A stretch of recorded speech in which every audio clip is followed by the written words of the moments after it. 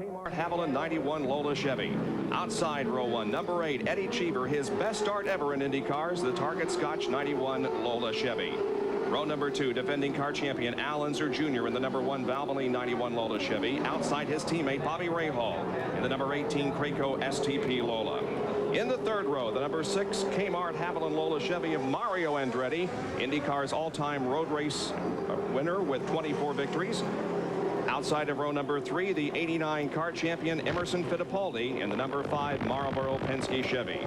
The fourth row, Emo's teammate Rick Mears, the number 3 Marlboro Penske.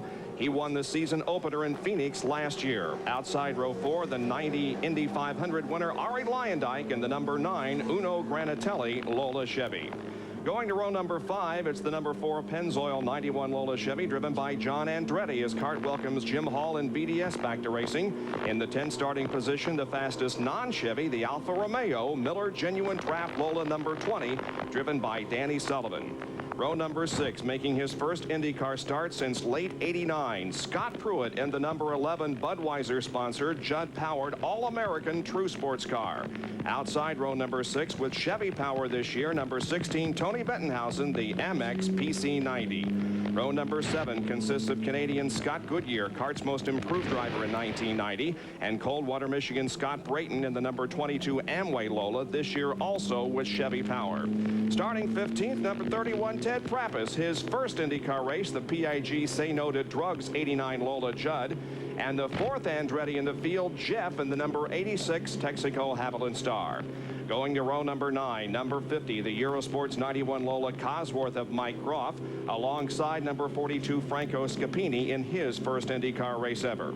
Row number 10, it's Hiro Matsushita and Randy Lewis in number 19. Row number 11 consists of number 39, Dennis Vitolo, and outside number 21, Dean Hall in the leader card entry. And in the 12th row, the only Buick-powered car, the Arciero PC-17, driven by Mark Dismore. Starting 24th, another Dale Coyne entry, driven by Buddy Lazier, number 90.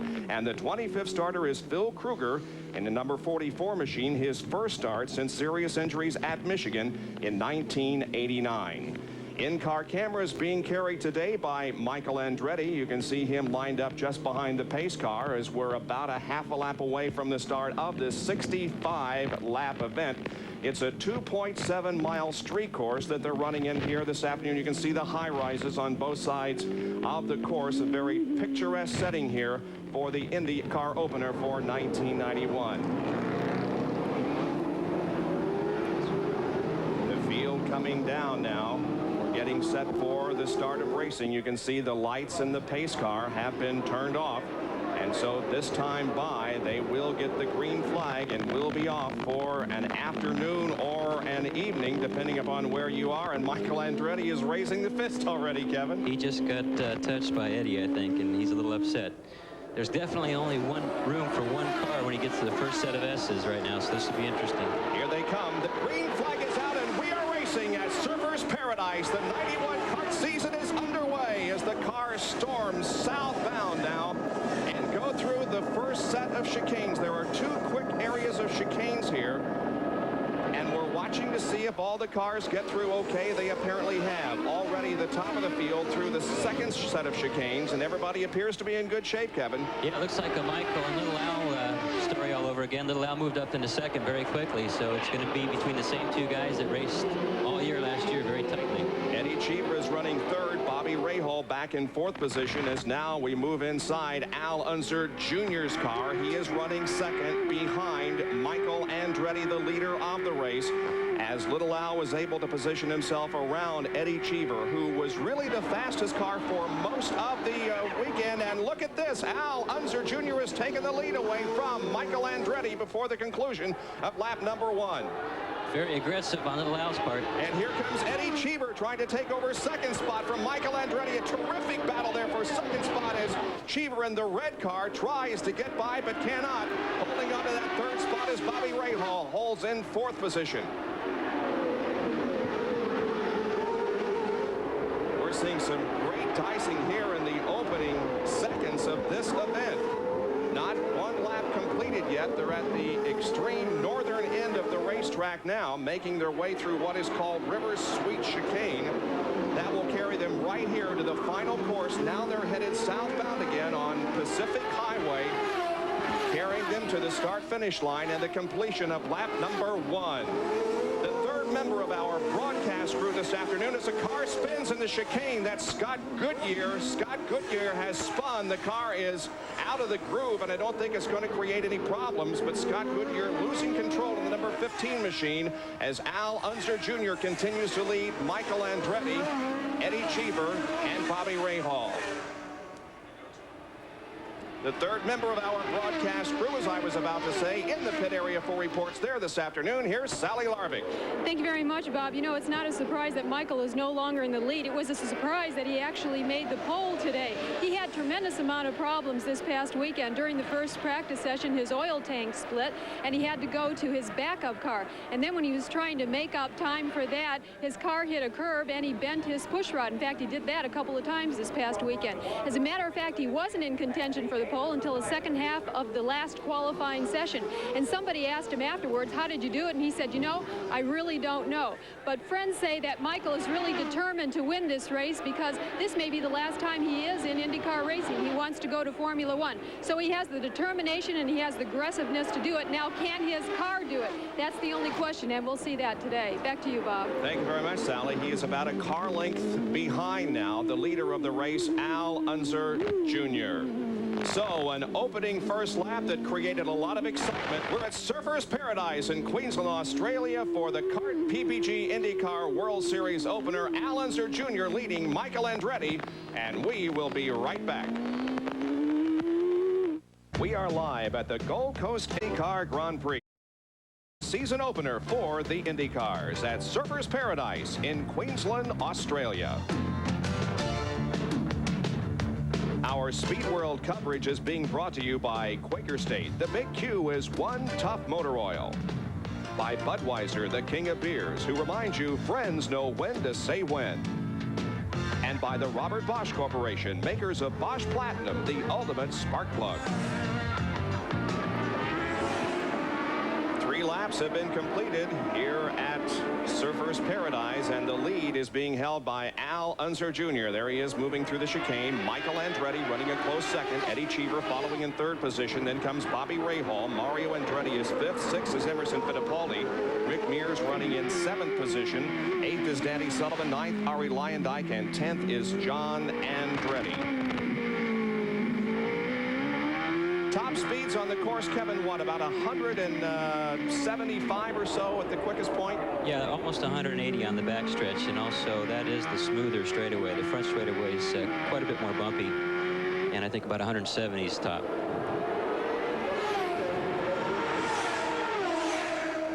Little Al now beginning to stretch out the advantage a little bit on Michael Andretti.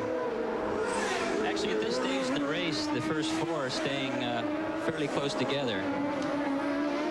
And the one thing we haven't talked about that has been talked about a lot down on pit road for this race is fuel consumption. A lot of drivers concerned about it.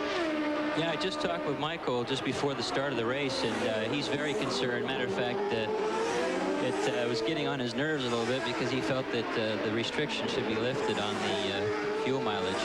But I think it's going to be a problem. He doesn't know whether to take it easy or push it all the way to the end and hope for a yellow, because if he pushes it hard and does not get a yellow, he will run out of fuel, he said. Cars once again moving down the Esplanade, which is the highway closest to the Pacific Ocean. They're just virtually a few feet away from the ocean here at this point. The average speed of the pole sitter, Michael Andretti, was 100.501 miles an hour. And as Kevin told you, the top speed is about 180, but there are some very slow corners. We're inside Al Unser Jr.'s car right now with the Quaker State in-car camera bringing you these tremendous shots as he traverses himself around this 2.7-mile course. Since you're watching from in here, watch when Al goes through these chicanes, and it actually jerks the wheel out of his hand slightly. He's touching the curbs to try to get through the chicane as fast as he can, and the wheel actually literally jumps when he goes through there. Past the start-finish line right there. You saw the corporate suites on the right. going under one of the footbridges, and you can see the kart safety vehicle is on the course as it goes to the rescue of someone who has not made it completely around. By the way, the number 90 car of Buddy Lazier, one of the Dale Coyne entries, is behind the wall already. And the reason out of the race on that car listed as suspension problems. Now riding with Michael Andretti, second place car. Pictures being provided by the Quaker State in-car camera. I think so far Michael is just pacing himself. He does have that fuel problem. I know it's on his mind.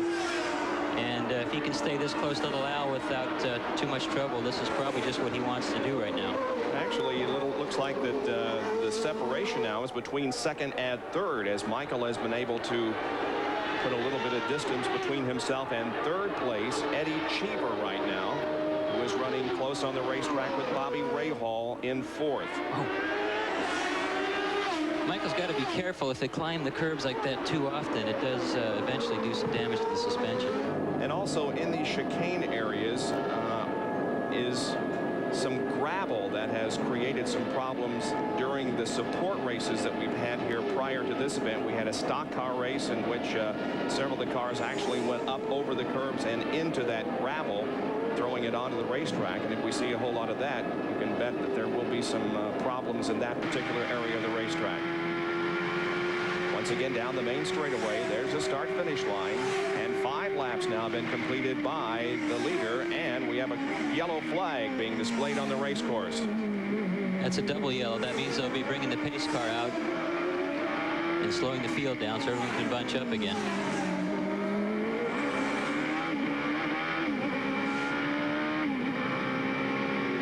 First caution period of the race comes out at the end of lap number 5. You can see the kart safety vehicle right there in front of Little Al. And the caution flags waving now throughout the course. There you can see they're being displayed at the start-finish line, indicating that the pace car will be coming onto the track.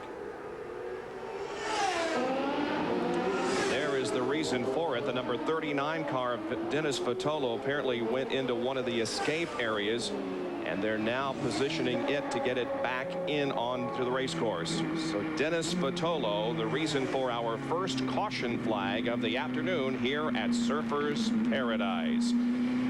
Little Al leading Michael Andretti, Eddie Cheever, Bobby Rahal, and Emerson Fittipaldi at the end of 5 laps. Back with more of our live coverage right after this. Why the yellow flag has been displayed.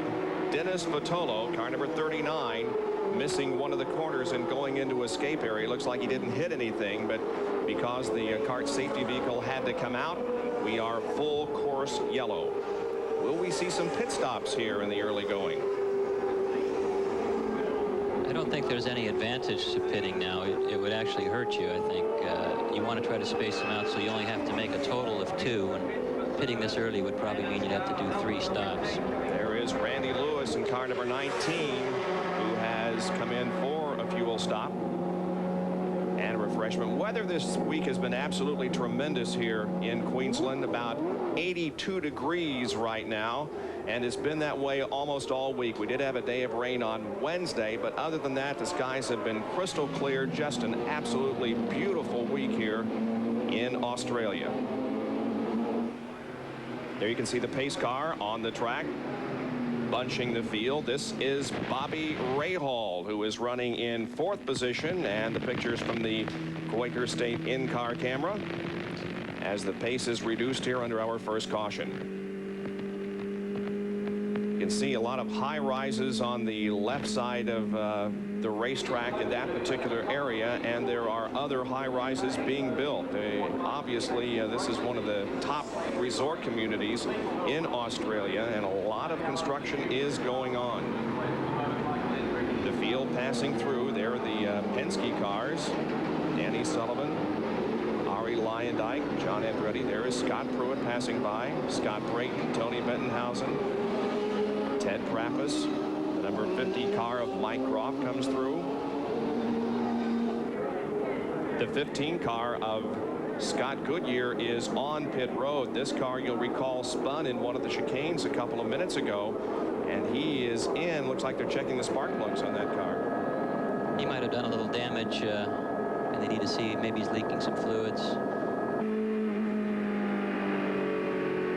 I'll tell you, visually speaking, this is probably the most interesting street course I think I've ever seen. All the high-rises, the beach, palm trees. It's really a fantastic setting. The speeds here were a little slower than they had anticipated, but still, it's one of the fastest temporary street circuits that CART will compete on, with, as I said, the average of the pole sitter at right over 100 miles an hour. And it's also an interesting street course. It's basically two very long straightaways. They have added some chicanes, of course, to reduce the speeds, but basically you're talking about two very long straightaways connected by on either end by a couple of pretty tight corners. Those chicanes, they made them very tight, and it's definitely a one-lane deal. But I think overall, most of the drivers are extremely happy with the circuit, and they love the area. Every single driver I talked to, that's the thing they said the most, is they just love this whole area of Australia. And as we've tried to emphasize, it is a real big event here in this area. It is something that people are talking about, have been talking about all week.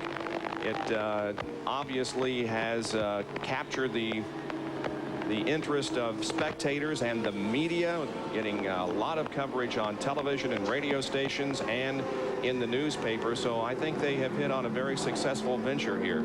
Well, not having been to any of the other parts of Australia, I can say that this place is fantastic. It really is a playground here. They have the gambling, and the beach is fantastic. You know, everything they have, the shopping, everything is really first class.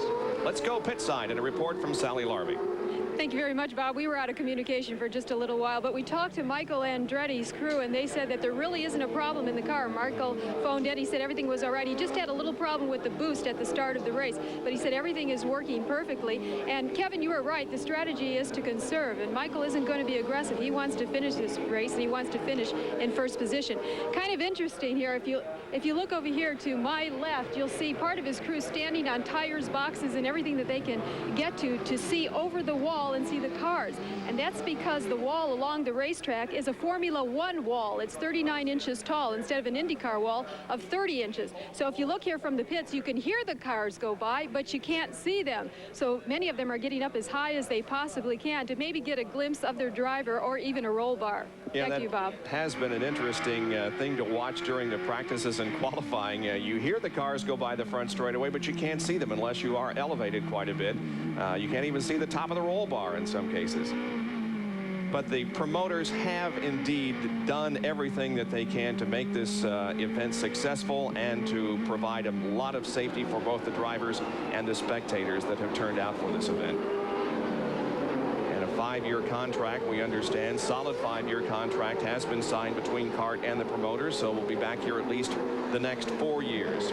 There's Phil Kruger in car number 44, who is at the tail of the field, and Phil, as I indicated, is trying to make a comeback from serious head injury suffered in a crash at Michigan in 1989. He was the slowest qualifier here this weekend at 89.058 miles an hour. Still under caution here at Queensland because of an incident involving Dennis Vitolo. Slid off into a runoff area, didn't hurt the car in any way. But the CART safety vehicle did come onto the racetrack, and we have bunched up the field. Al Unser Jr., the leader of the race, in the number 1 car. Then Michael Andretti, Eddie Cheever, Bobby Rahal, Mario Andretti. I think Eddie Cheevers showed a lot of style in letting Michael and little Al fight it out there, because I expected Cheever and Michael to really go at it in the first corner, but well, they have similar driving styles, don't they, in that neither one of them really want to give way to the other. It's very similar in that they both go very deep. Here we go. The lights in the pace car out. It takes the turn to the left, and the green flag waves once again. We are racing again at Surfers Paradise. Michael Andretti on the rear wing of the Al Unser Jr. car as they go through the first chicane.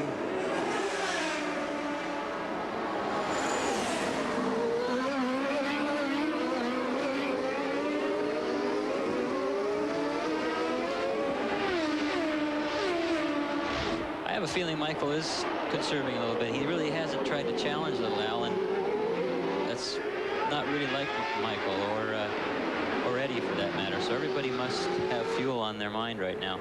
And the other thing that we have not talked about, but was a topic of conversation on pit road, in addition to the possibility of a fuel problem, is braking. And you have to really climb on the brakes hard at some points on this racetrack. But so far, the early laps of this race, we've seen some great racing. Cars moving into single file formation now, and once again we begin to see Al Unser Jr. and Michael Andretti beginning to pull away from the field just a little bit, as Eddie Cheever is in third spot, followed closely by Bobby Rahal and then Mario Andretti.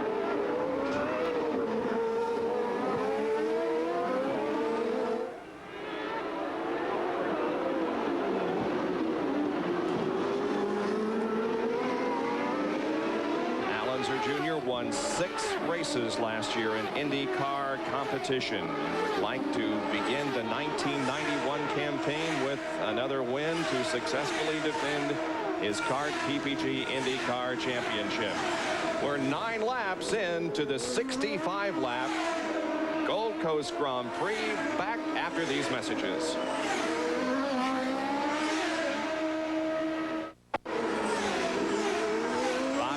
Kevin Kogan and Sally Larvik back at Surfers Paradise in Queensland, Australia for the IndyCar Gold Coast Grand Prix. And 10 laps out of 65 have been completed. There is your leader, Al Unser Jr. Second place belongs to Michael Andretti. Third is Eddie Cheever, then Bobby Rahal and Mario Andretti. Hiro Matsushita has spun in one of the chicanes, and once again the CART safety vehicle has come onto the racetrack. However, we don't have a full course yellow at the moment. There's Bobby Rahal running in 4th position.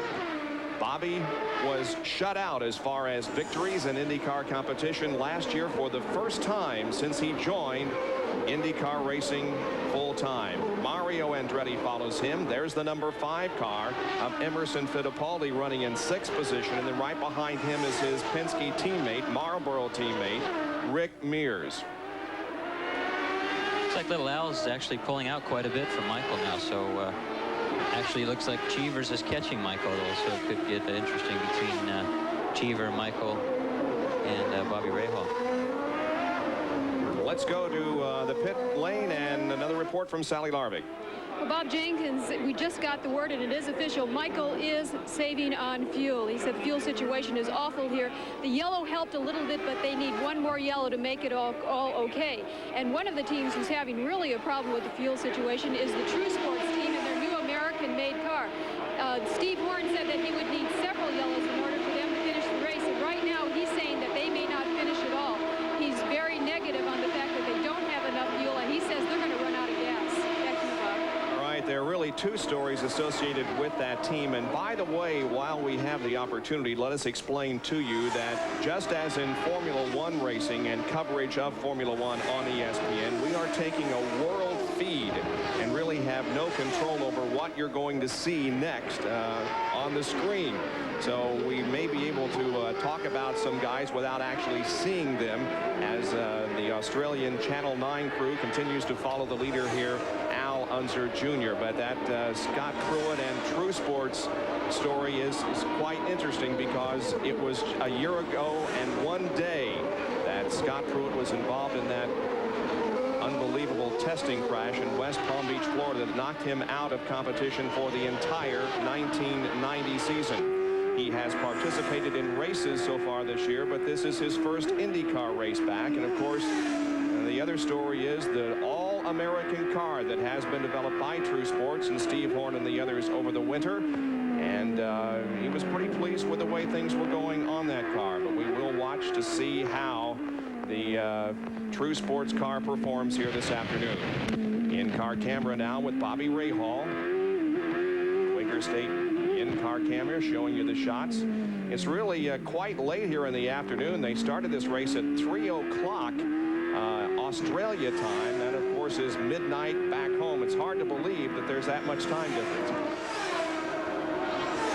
Yeah, actually, Bobby Rahal, just before the race, was telling me that the shadows bothered him quite a bit in some areas. And he felt that as the race went on, it was actually going to get more difficult for him. It looked like Emerson Fittipaldi was starting to catch Rahal, so there might be a fight starting there pretty soon. Well, Al Unser Jr. is the leader of this race, as he was able to get the lead from Michael Andretti before the end of the first lap. He's the defending car champion. And we asked him earlier in the weekend if there was any more pressure on him defending the Cup here in 91. Oh, the pressure's the same. You know, there's no way you could put any more pressure on myself than what I do on myself. And so, you know, we got to go out and do the best job we can, take one race at a time, and try to do the same stuff that we did to win it last year. Al Unser Jr., second highest number of road course wins in IndyCar competition, 13. This is his 124th IndyCar start. Right now, clear sailing ahead of him. He has the lead. And the kart safety vehicle on the track once again. He's able to get by it easily. Here comes Michael Andretti, still running in second position in the number 2 car. And then comes Eddie Cheever. New sponsorship on the Eddie Cheever car this year. There's the separation between the two, and then following Eddie, quite a few car lengths behind, is Bobby Rahal. You notice the different lines they take down the front straightaway. It's not because they're getting ready for the corner. They're just, each person has a different way of missing the bumps. And Eddie takes the inside, Michael takes the outside.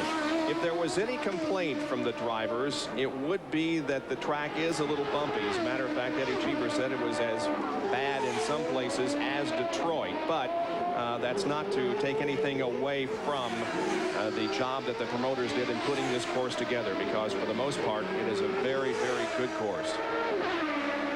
Yeah, I haven't heard anything negative other than it was a little bumpy, which I think you're going to hear about any road course or street course anyplace.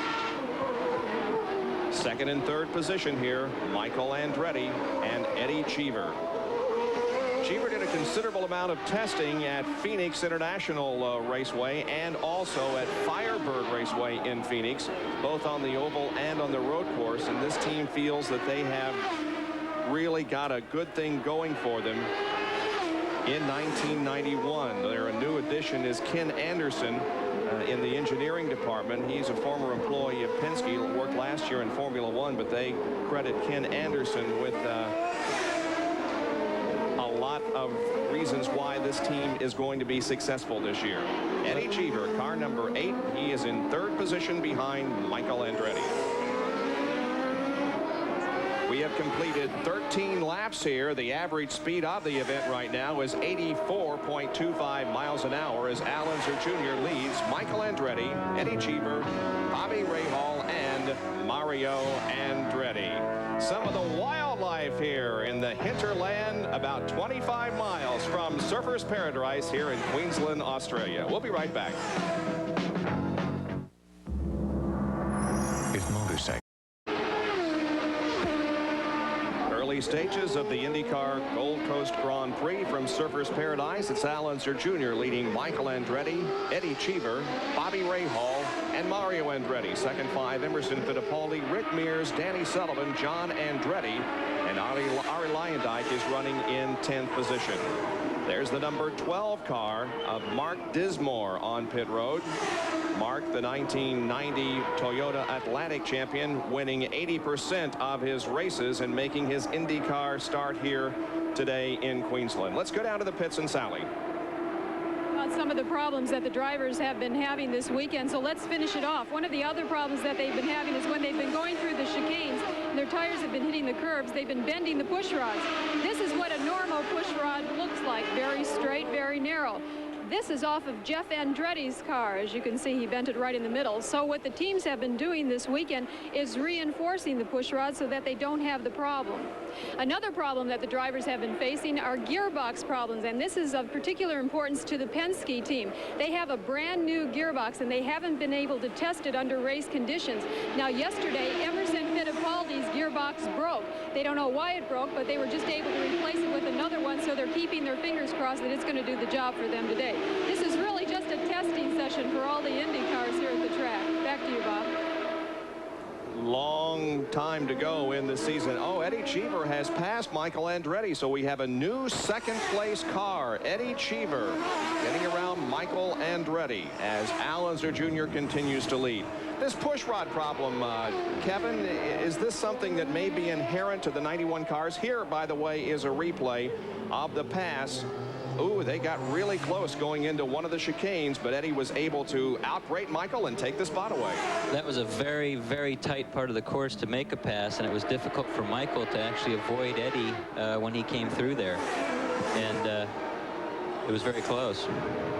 What about this push rod problem? Is that something that you found to be inherent with the 91 Lolas and Ewens? I think that it might be a slight design thing where it's just a little bit lighter of a material than they should use, but also the curbs play a large part of that. They're on the curbs every lap, as you can see just there. They hit them every time, every lap, so it does start to add up on the tensile strength of the metal. Cheever and Michael Andretti running second and third. I think Eddie is not worrying about the fuel as much as Michael is. Michael's playing it very conservatively, and only time will tell. If they have more yellows, then Michael made a mistake, and if they have no more yellows, he may win the race. That's the chance you got to take right now, the roll of the dice that you have to make. Eddie Cheever was fastest right out of the box here this weekend and really lost the pole position only very late in the session yesterday when Michael Andretti turned the quickest lap. And then Eddie, in his last lap, went all out for it. He brushed the wall at one point and then slid through. Oh, Hiro Matsushita has crashed. That looks fairly serious. Well, he is getting out of the car, but he has damaged that car severely. Hiro Matsushita crashing here at Surfers Paradise. And we do not see the full course caution flag being displayed, but the indication is that there is a safety vehicle on the track. And here is Scott Pruitt in for a pit stop. They're refueling the True Sports car and changing tires on it as Scott Pruitt completes the work and rolls back out as we watch the action on the race course. Now Cheever begins to separate himself just a little bit from Michael Andretti for second and third spot. Eddie was talking about testing playing a difference for him, and it really does help. There's probably dollar for dollar, that's probably the best thing a racing team can do is test. He does have a new engineer, and a new engineer is always a good help. But testing really is a very money well spent. And it seems like that a lot of teams were hampered this year back in the United States because of bad weather. A lot of teams had a testing session planned and got weathered out for one reason or another. So many teams came here with very few testing laps on the cars prior to their going onto the racetrack and trying to make the field for this event. Also, a late arrival of several cars. The Penske's were very late, and that hampered testing, of course, and the Lolas were a little bit late, but some years it just happens that way. The cars come later.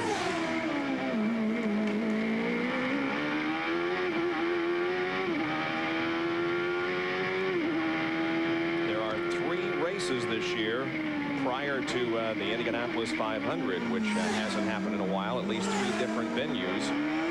Riding once again with Al Unser Jr., the leader of this race. The Quaker State in-car camera there for you.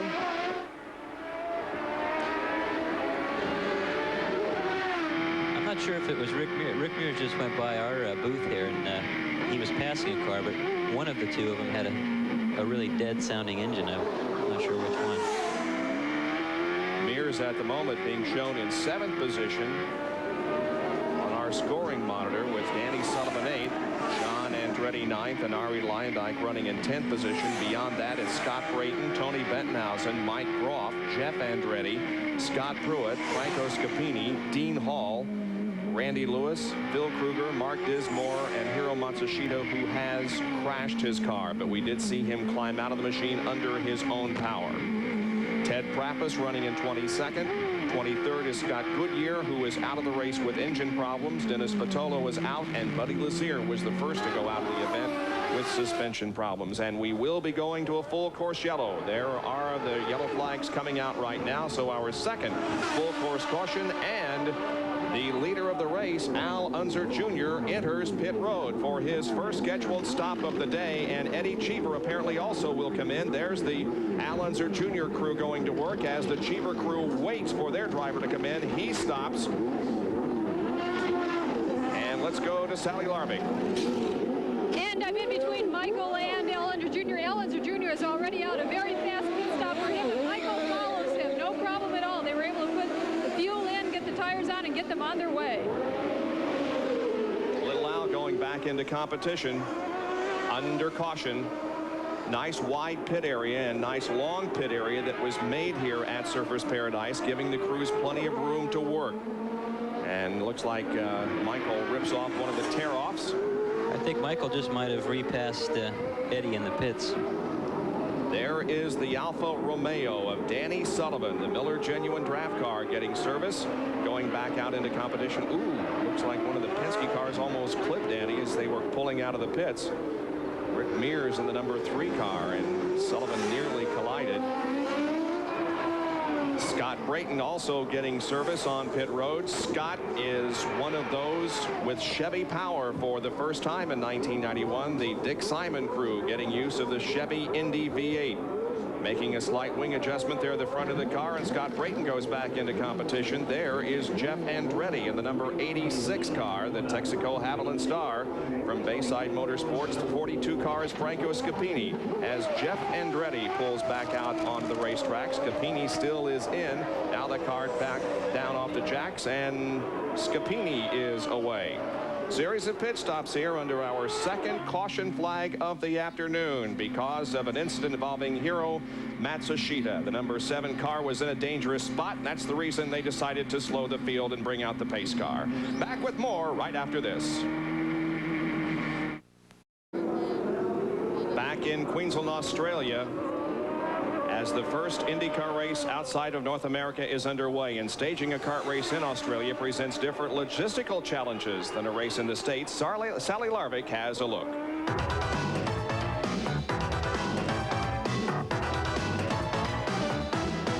This Track Fact is brought to you by Quaker State. The Big Q is one tough motor oil. Here's Sally Larvik.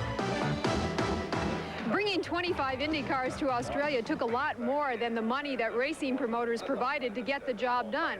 It took a lot of strategy and planning by the teams, with the understanding that the necessary luxuries that some of these teams were used to on race weekend would not occur down under. For example, you won't find any colorful transporters or hospitality coaches here down under. The cars were specially sent in 2 jumbo 747 jets. Each entrant was allowed 2 cars and 2 spare engines. Also, going back to the shop for spare parts are a luxury that these teams could not afford. All of their tools and equipment had to be put in these 7 by 20 foot crates with a 5,000-pound limit. Now, the teams could have brought more if they wanted to, but they'd have to pay the extra cost of freight, and not many teams opted to do that. So that means that many of the luxury items had to be left behind, like equipment carts and golf carts and scooters and even scoring stands. Some of the teams have no scoring stand at all, while others have makeshift versions. As one kart official put it, going to Australia is IndyCar's version of camping out. But what a camp out it is. It's costing race promoters over $2 million in transportation costs alone.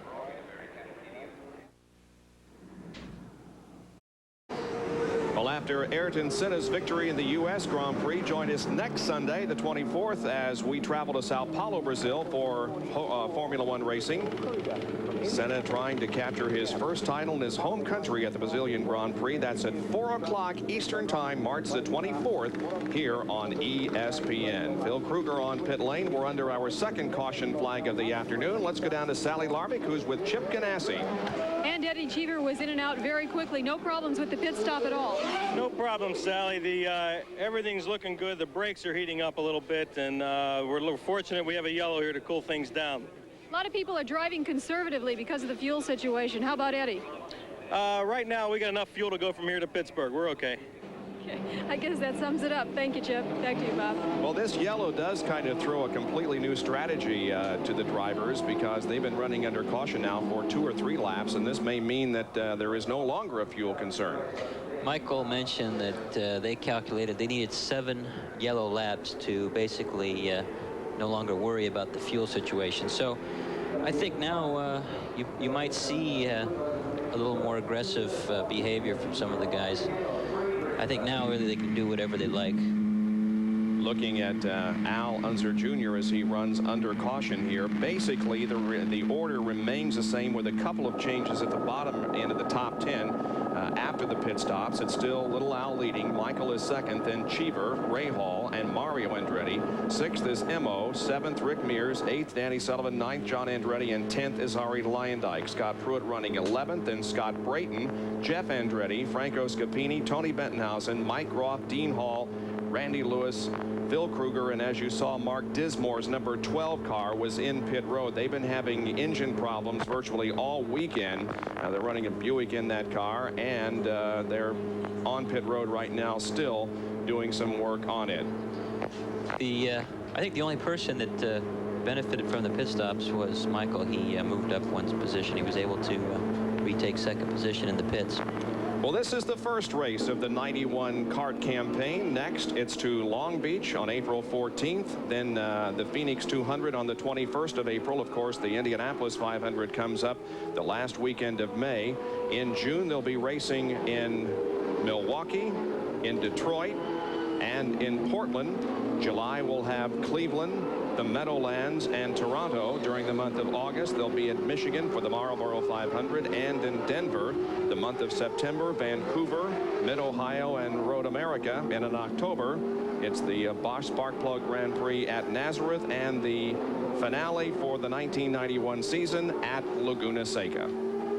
21 laps have been completed, so just about a third of the event has been run. We have been under caution for the last few laps. However, we are about to go back to green.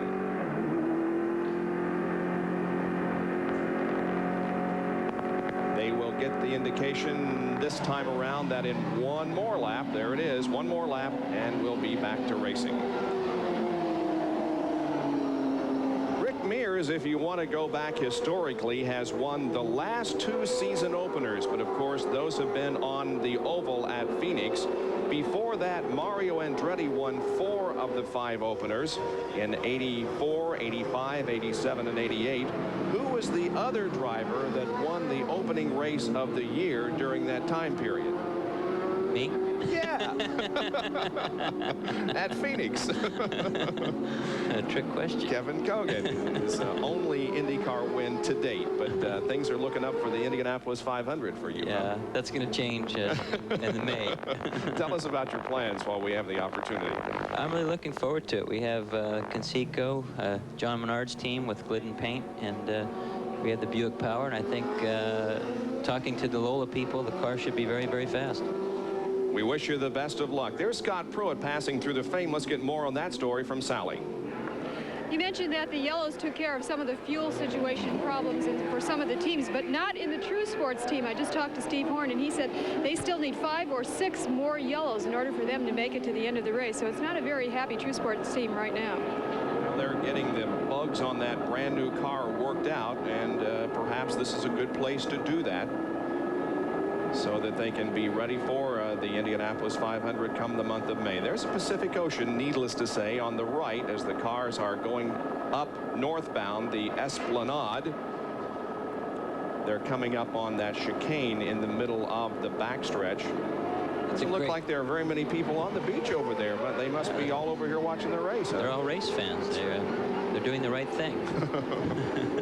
Isn't it one of the most picturesque settings for a race, though, you've ever seen? Is. You know, they've tried to describe this place as kind of a cross between Miami Beach and Las Vegas. You mentioned earlier that there are some casinos in this area, but I don't know whether that adequately describes it. It's just absolutely beautiful here, and we're not being paid by the Australian government to tell you that, but it is one of the most beautiful parts of the world I've ever seen. No, it is the best of all of those things, and the people are so friendly. They are. I think everybody's touched on that. The casinos take away just about as much money as all the ones in the United States. That's do. right. So, Luck is no better here than it is in Las Vegas or some of the other gambling casinos. but all the inland waterways they have, very similar to Florida. And, you know, we mentioned that the event is probably going to lose $7 or $8 million this year, but the promoters, I don't think, are all that concerned because they sincerely believe that because of the controversy surrounding this event and people really not knowing where there was going to be a race, that next year there will be a lot more people come over from the United States and a lot more interest generated earlier that people are going to buy tickets in advance. I think the sponsors are very happy here, and I think they're looking forward to the next one. All right, they come down the main straightaway looking for the green flag and a resumption of racing. Here we go. It's lap number 23, and we are back to green. Al Unser Jr. continues to show the way. Michael Andretti is right there in second. Then comes Cheever, Rahal, Mario, Emo, Rick.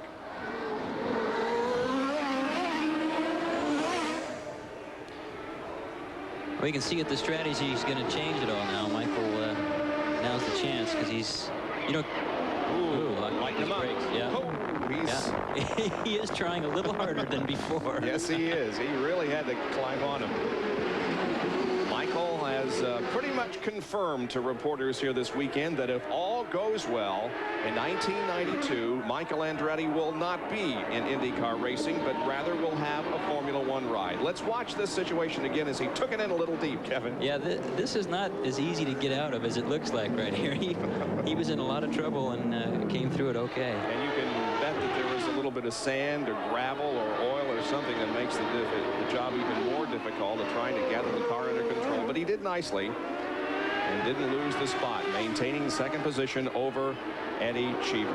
Well, Eddie Cheever is an interesting situation concerning Michael, actually, because Eddie Cheever is a known quantity in Formula One. They know what his capability is, and they're probably somewhat comparing Michael right now. You know, I mean, Michael very much wants to go to Formula One, and he has to do well. And I think that if Eddie beats him, I don't think Michael will be happy about it. You're absolutely right. But, you know, I think one other thing that Michael Andretti wants as much as a Formula One ride next year is the IndyCar Championship this year. He's going to go all out for it. Oh, I tell you, being especially the son of Mario Andretti, nothing would be more important than winning the Indianapolis 500. Of course, everybody's in that same ball game. The Quaker State in-car camera behind the right shoulder of Al Unser Jr. from Albuquerque, New Mexico, the defending car champion who is the leader of the Gold Coast IndyCar Grand Prix at the end of 24 laps. We will be back with more of our live coverage of this event from Surfers Paradise in Queensland, Australia after this.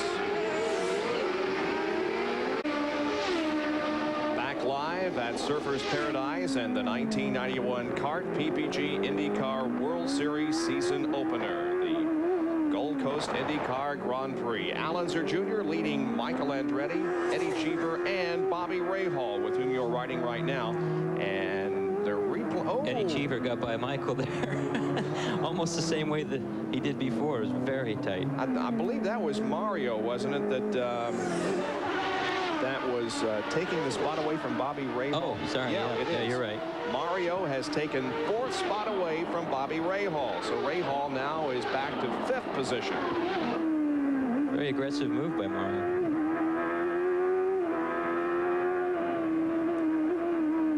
I think you'll see most of the passes here are of a very aggressive nature. As you see, there's not quite enough room to go side by side into these chicanes. They're very tight, and almost the guy getting overtaken has to virtually come to a stop to allow the person passing so that he can get through without touching wheels. We've seen that on many occasions so far. Here's Little Al leading Michael Andretti. Mario Andretti, who has moved up now to fourth position, is hoping to end a 39-race winless streak. His last victory was in July of 1988 at Cleveland. He hasn't won since his father, since he joined the team with Michael. Now let's let's take a look at our Pioneer out of race recap. 5 cars have dropped out of competition so far. Buddy Lazier was the first out with suspension problems. Dennis Vitolo out with a sour engine. Scott Goodyear also out because of an engine problem. Hiro Matsushita crashed. He is okay. And Ted Krapas was the latest to drop out of the event. He made contact and has fallen out of competition. A race recap brought to you by Pioneer Electronics, the art of entertainment. I think Michael is changing his strategy slightly. He's staying much closer to Little Al. I think he's not as worried about the fuel situation. And he's probably still hoping for one more yellow. I'm sure almost everybody is, but it definitely looks like he's more aggressive now. You know, here's a problem that we haven't seen practically all weekend because the practice sessions have been over by this time of afternoon, but it appears as if the sun may become a problem with these drivers. Yeah, several of them mentioned that the shadows did bother them. It bothered them actually yesterday in the late session, and it does disorient you when you go from a glare to a shadow like that.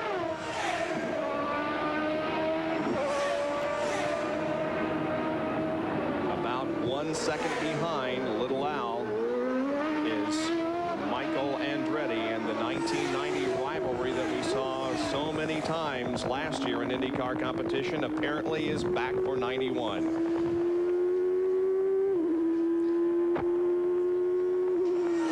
Little Al won the championship. Michael Andretti finished in second place last year in the standings, and they're running first and second in this first race in 91. It looks like a replay of 1990. Really, these two guys go at it every race. Here is the number 5 car of Emerson Fittipaldi on pit road, and this is not a scheduled pit stop. No, they got the back of the tail off. That's always a bad sign. Brand new Penske chassis in that car, but there appears to be a problem with it. And Emerson Fittipaldi is on pit road at the moment. Meanwhile, the battle up front is continuing, and Michael Andretti continues to close in on Little Al. This is almost a Monte Carlo type setting, isn't it, with the high rises and the swimming pools around in the ocean? Yeah, except the Australians would say probably it's like it, only better, I'm sure.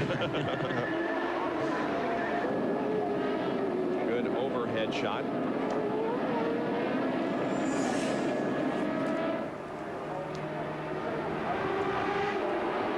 Michael Andretti has been IndyCar's bridesmaid 3 times in the last 5 years, finishing second in the points.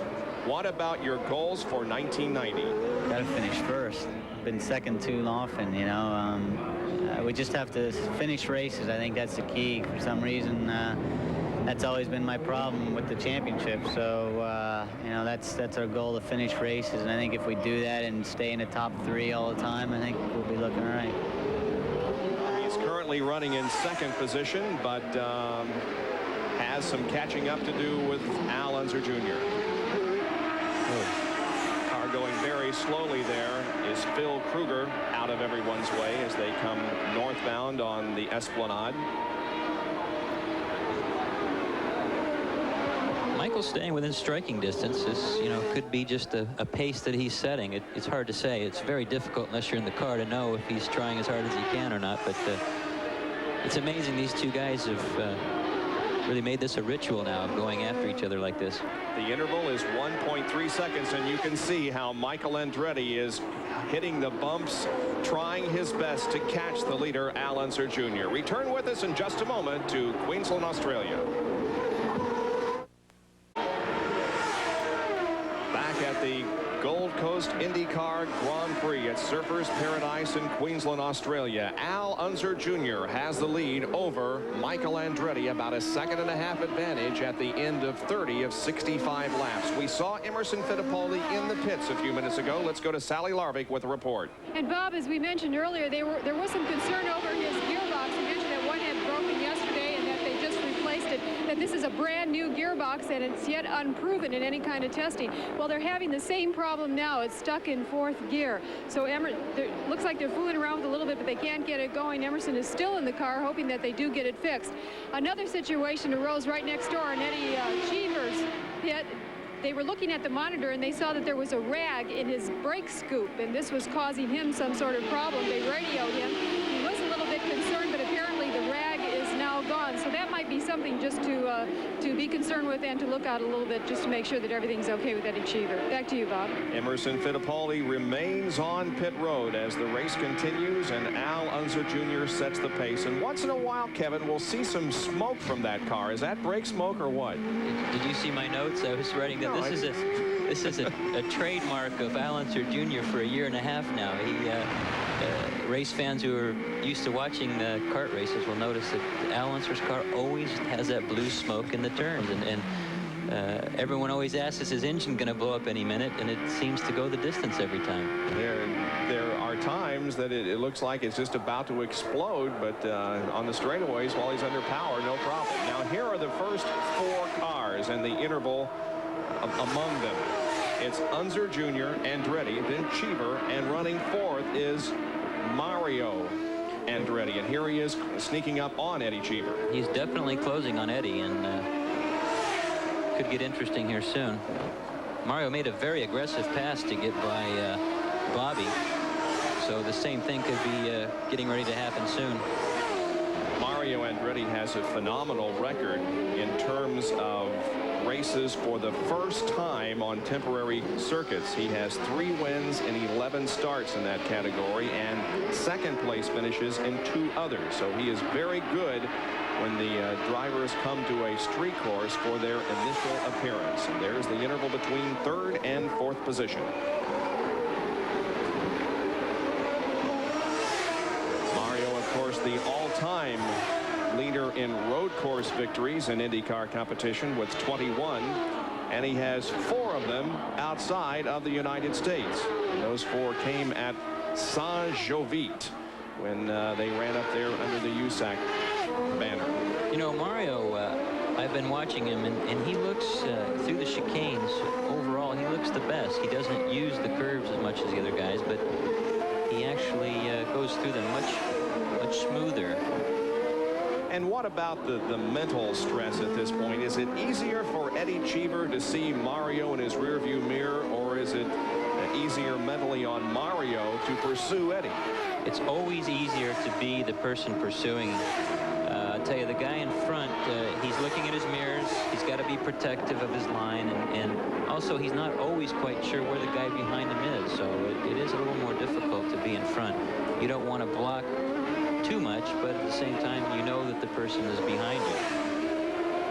Eddie Cheever running in 3rd position at the moment, and Mario Andretti is 4th. Eddie Cheever's best finish in IndyCar competition last year was 3rd at Detroit and at Toronto. So he is equaling his best finish at the moment, and it appears as if Al Unser Jr. has been able to separate himself from Michael Andretti just a little bit here in the last few laps, as we are right at the halfway mark. 32 laps have been completed out of 65. Yeah, mentally, you know, Little Al does have the tougher job to stay in the lead all the time, but Little Al's a special case. I think, you know, a live atom bomb within 100 yards wouldn't bother him too much. By the way, we can report that Emerson Fittipaldi has officially dropped out of competition with driveline problems, and that's going to place him 19th in the final standing. So Emerson Fittipaldi, who won only 1 race last year, that was at the end of the season in Nazareth after the 1989 car championship, there he is. He's climbed out of the car, and Emerson Fittipaldi, one of the early retirees here in the opener for the 91 season. You can see he's disappointed. It's really tough to set that kind of a, you know, the first race, it sets a tone.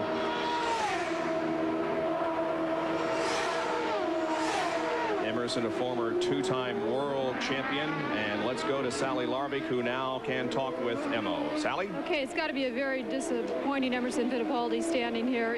Actually, though, your car hadn't been working well all weekend, had it? Well, I'm disappointed what happened, but at the same time, I'm very optimistic for the season. The new Marlboro car has a beautiful handling. Today, I was able to follow Mario, Ray Hall, the leaders. quite well, I would say. Unfortunately, we had a transmission problem, but and I'm looking for the next race. So you really like the car. What's it going to take? Just a little more testing before the Long Beach race to get you in gear? Well, we are going to do tests in Indianapolis. We're going to do tests in Phoenix. And I feel the car is great. The team is full of enthusiasm, and the season just starting. Okay, thank you very much, Emerson. Back to you, Bob. It's a long way to go in the season, and certainly the season is not over for Emerson, although the first race of the 91 campaign is over. He showed his characteristic smile, but you know, it really is disappointing to not do well in the first race, especially you're setting the tone for the season. That psychologically it's very helpful to start out well. Now the guys running up front, beginning to lap some of the slower traffic. Here comes Michael Andretti around the number 21 leader card. Lola, driven by Dean Hall. So with 33 laps completed now, it still is Al Unser Jr. He's led all the way so far here at Surfers Paradise. Bob Jenkins along with Kevin Kogan and Sally Larvey. With all the action, I realize that it's pretty late over in the United States, but hey, you can sleep in tomorrow morning. Stay with us because Al Unser Jr. has only about a second-and-a-half lead over Michael Andretti. Eddie Cheever about 4.5 seconds behind. Then Mario Andretti, Bobby Rahal, Rick Mears, John Andretti, Danny Sullivan, Ari Luyendyk, and Scott Pruitt. Those are the top 10 at the moment. Emerson Fittipaldi is already out of the race, and we're watching third place Eddie Cheever and his advantage over Mario Andretti. Well, I know one person taping it. My wife just had a newborn, so I know she can't sleep in. So. Yep. Well, of course, we came on the air at midnight Eastern time, and I know there were a lot of people that were going to stay up late and watch this race because, as we indicated, it is a real happening here, and I think there was a lot of interest in the United States to see how and even if this race was going to come off. And we can report that it has been a very successful weekend here in Australia. Eddie Cheever, who was the second place starter, now running in third spot. So many of the sponsors are actually very pleased. You know, they have so many sponsors actually sell their products here in this country, and it really is like being in the United States in so many ways.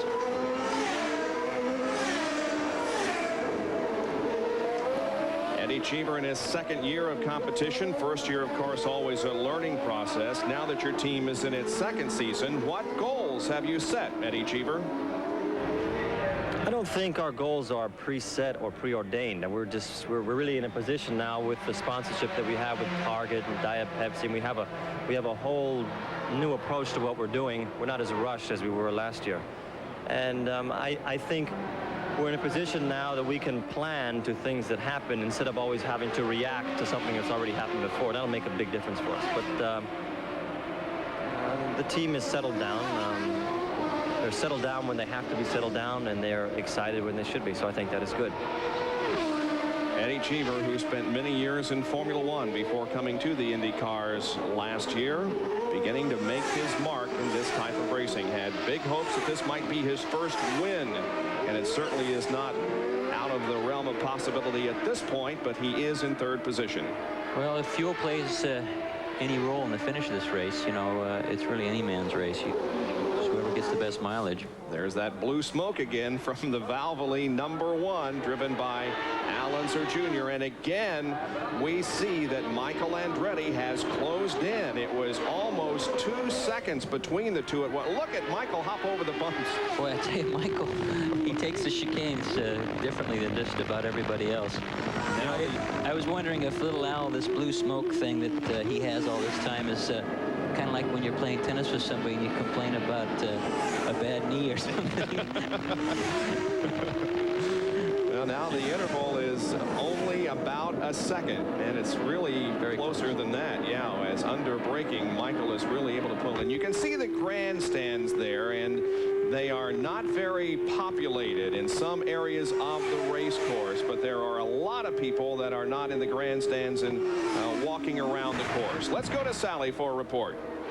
Thank Thank you, Bob. I'm in Danny Sullivan's pit, and we haven't heard about him for a while, but his car seems to be doing pretty well. They're very happy with it. This is a brand new team, brand new people working together in Patrick Racing, and Danny seems pretty happy with it, and the team does also.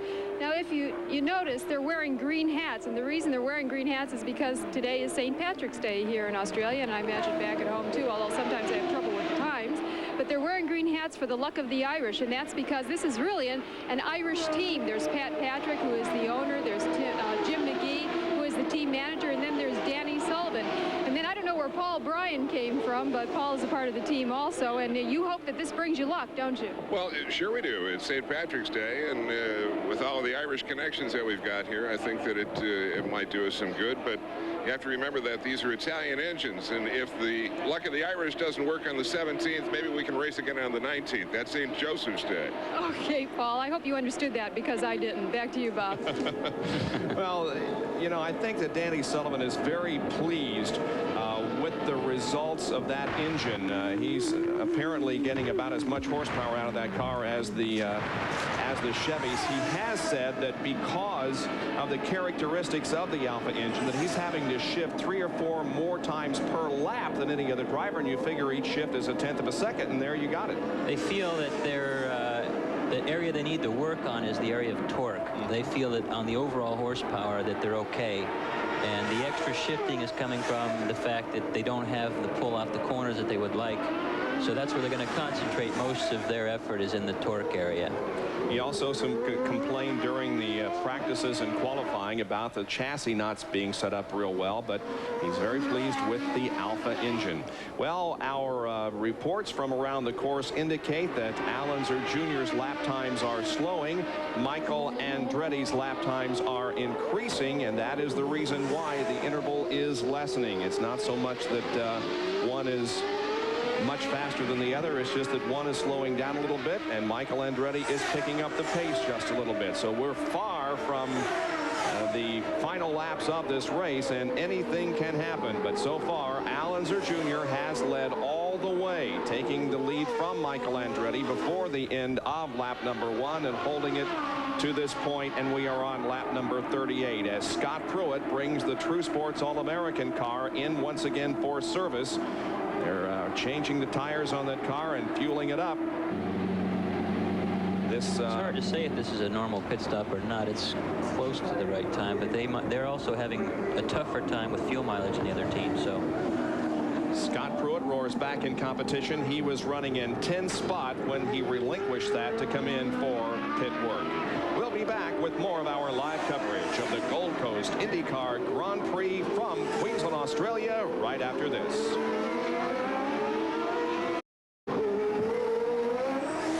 Michael Andretti has just taken the lead from Al Unser Jr. Boy, he pursued and he tried and finally was able to outbrake little Al, and Michael Andretti has gone into the lead. As Murphy's Law would have it, of course, during the commercial break, Michael was all over little Al and trying several times and finally got by.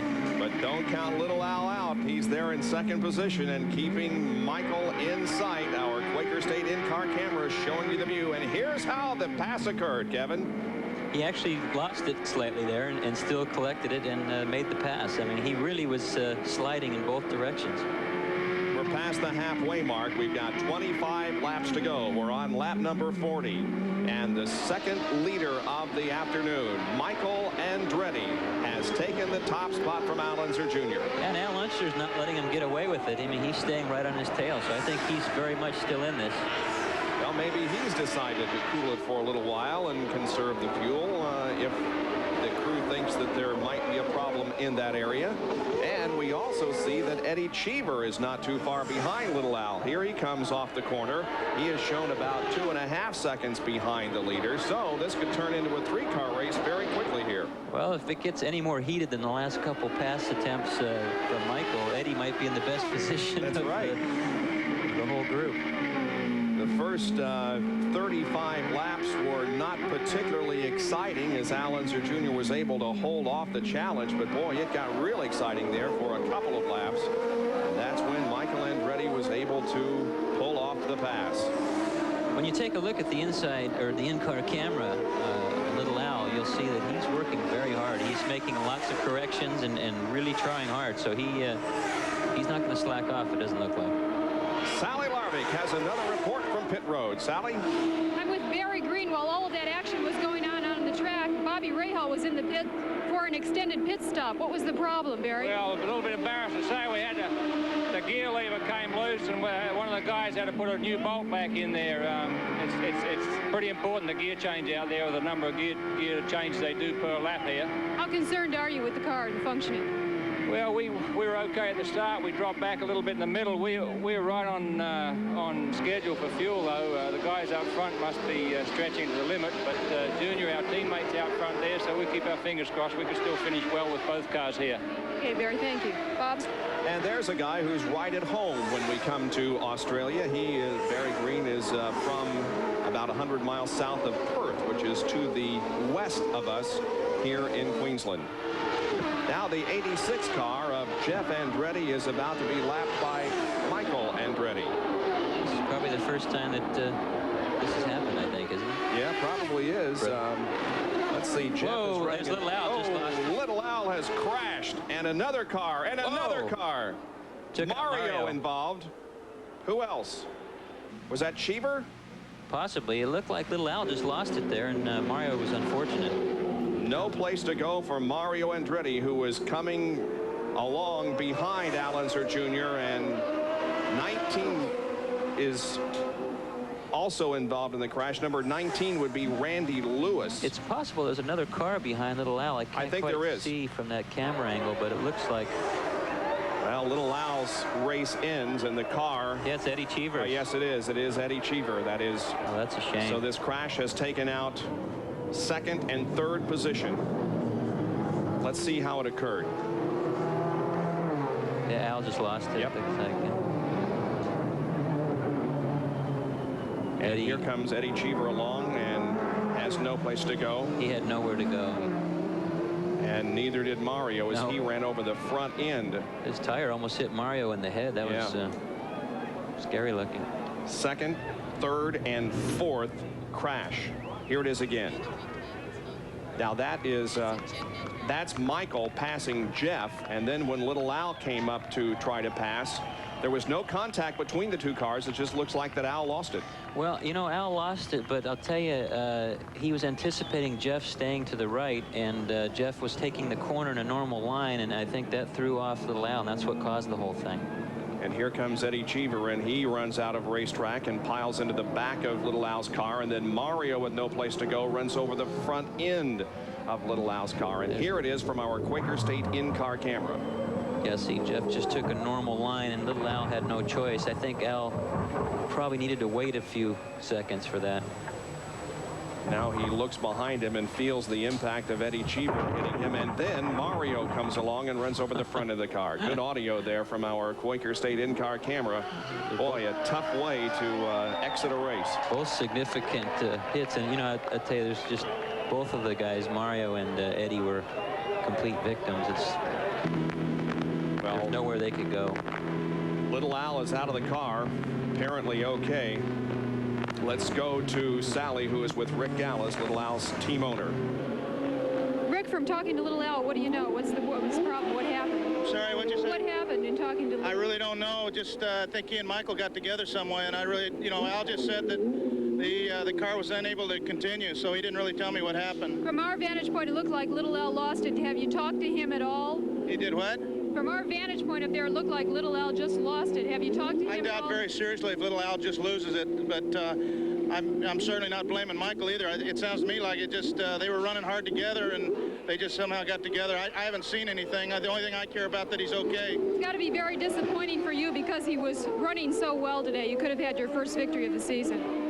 Well, I mean, you know, racing's racing. You just have to take the good with the bad and the bad with the good. And I'm glad Al's okay. That's the main thing. Thanks, Rick. Bob? Philosophical Rick Gallis, and look at the front end of Eddie Cheever's car, and there is another race driver who is very unhappy. He's been able to drive the car back to pit lane. However, a lot of damage on that car, and Eddie Cheever climbs out through for the day. He's very upset, and rightfully so. I'll tell you, interesting, Rick Gallis shows a tremendous amount of confidence in Little Al, and rightfully so. I mean, Little Al is one of the best. Now this is Michael entering pit road. Not sure exactly why Australian television is showing us this, but it was Michael Andretti's pit stop during this full course caution caused by the incident involving second, third, and fourth. And there is Michael going back out. A replay of the pit stop from the Quaker State in-car camera. You know, just one more point about that incident. At most tracks, when somebody closes the door on you, for instance, and I'm not saying Jeff closed the door on Little Al intentionally or anything like that, but at most tracks there's enough room for you to make some type of an evasive action. But in that situation with the chicanes here being as narrow as they are, really everybody was a victim of that, the nature of the chicane, I think, more than anything. It wasn't really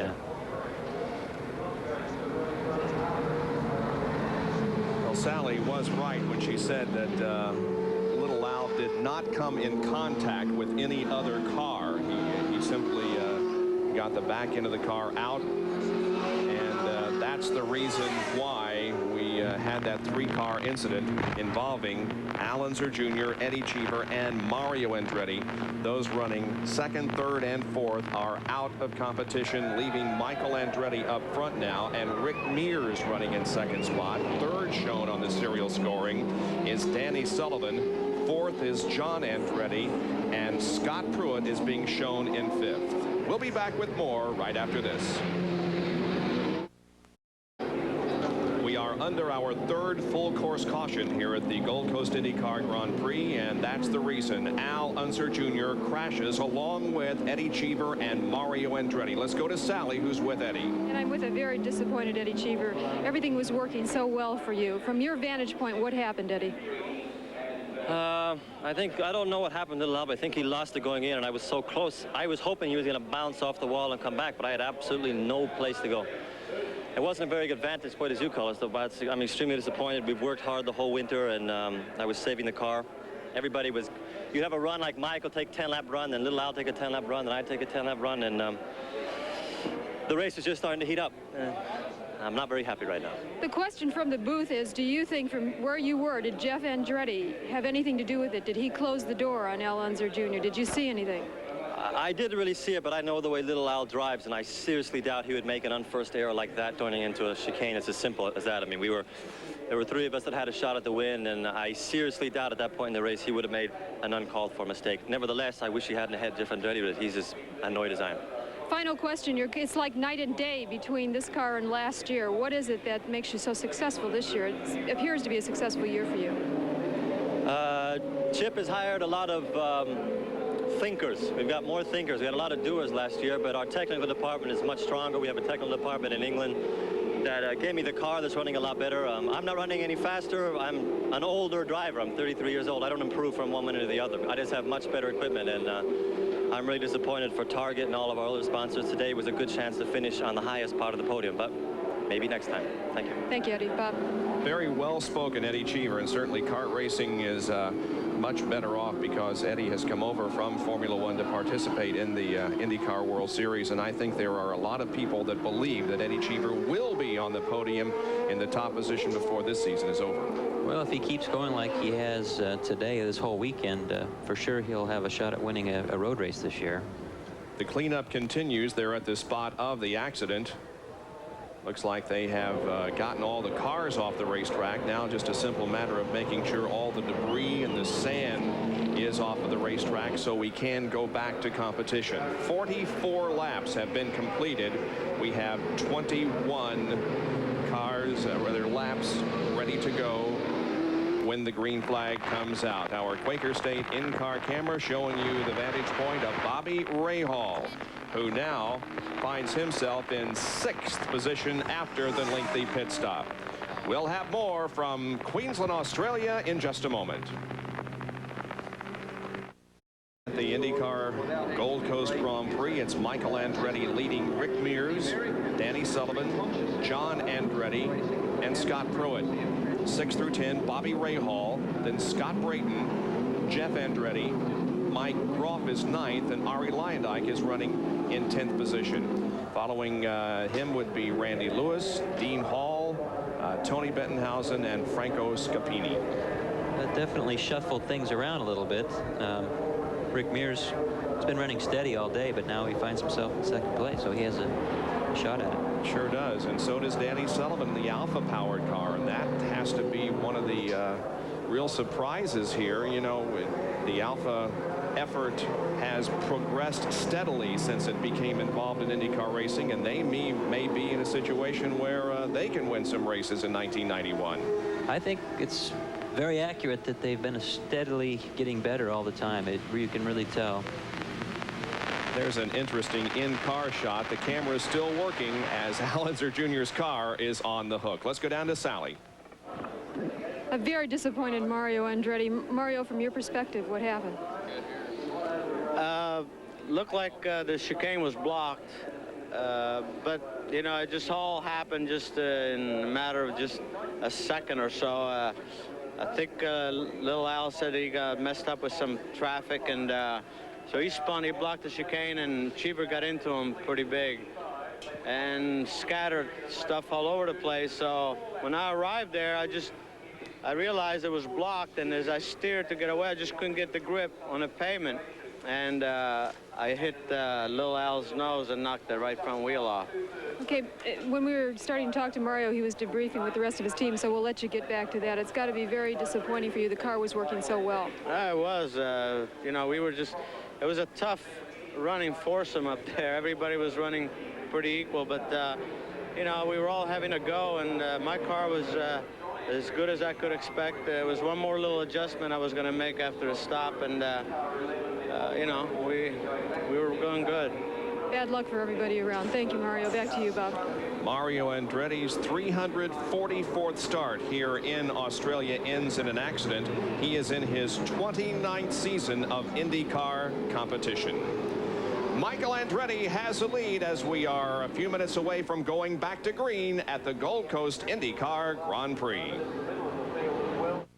Caution here at the Gold Coast IndyCar Grand Prix. There is the third place competitor, Danny Sullivan. This team has had some great success and a lot of testing that has gone on during the winter months, and it looks like it's paying off for Danny Sullivan in third position at the moment. He, of course, won the most recent IndyCar race, which was the last one of 1990 at Laguna Seca. At that point, left the Penske team, joining the Alfa Romeo Pat Patrick effort, and he may have something here. Yeah, I think Pat Patrick's team's got to be very happy. You know, this is they've been spending a lot of time and a lot of money on improving, and it's finally showing up now. You know, Pat, being an old oil guy, he felt some sympathy for the Kuwaiti government, and has Q8 oil on his car, which he's helping to get some more PR for the Kuwaitis. Owned by the Kuwaiti National Oil effort, so that is an associate sponsor on the Danny Sullivan car. There's John Andretti, who is running in fourth position, and another success story here in IndyCar racing, because Jim Hall and VDS returned to the series after a few years of absence, and John Andretti has great hopes of taking that car to a win in the 1991 effort. They're starting out very strong. I think everybody who's had the benefit of testing this year is showing very strong early on.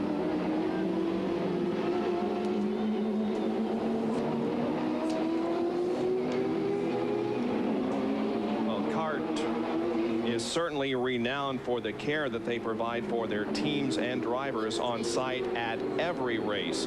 And there is a very interesting story regarding care of drivers should they get involved in an incident here at Queensland, Australia.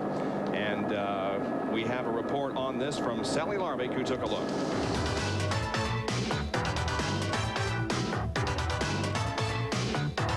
Now with more on the Gold Coast IndyCar Grand Prix, Sally Larvik and this track fact. At every racing event during the CART season, the CART Medical Mobile Hospital is located on the grounds to provide medical care should the need exist. But when you're at an international event, the CART has to rely on local facilities. And one would think that they wouldn't get the care maybe that they would get back in the States. But in Australia, that's not necessarily the case. Behind me and behind the pits is not only a full-blown hospital, but it's staffed by medical personnel from the Australian Army. Inside what is called the theater bubble, Army doctors and nurses work side by side with the CART medical team to provide the best care possible. Not only does the hospital have the latest in medical equipment to take care of the smallest or more serious injury, but it also has a fully equipped operating table, something you won't find back in the States. Personnel here are used to dealing with battle injuries, so are quite capable of treating the serious injuries that may be sustained by drivers and team members.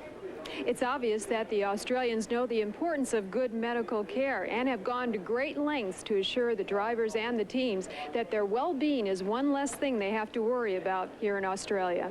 And Kevin, it certainly gives drivers a peace of mind to know that you will be under excellent medical care should something happen on the racetrack.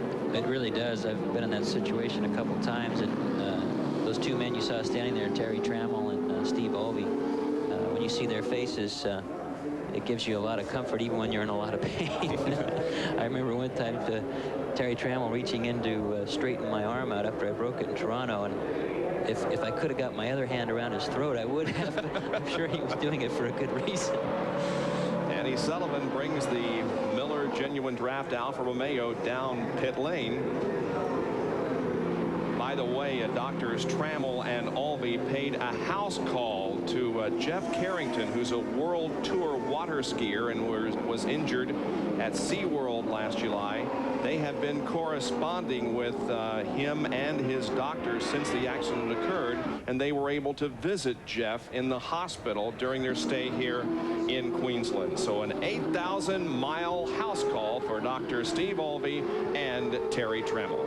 While we're under caution, we'll take another break and be right back with more from Surfers Paradise. We remain under caution because of an accident involving Al Unser Jr., Mario Andretti, and Eddie Cheever. All drivers are okay. One of the drivers that has moved up into the top 5, John Andretti. His new car owner is Jim Hall. Here's Sally with him.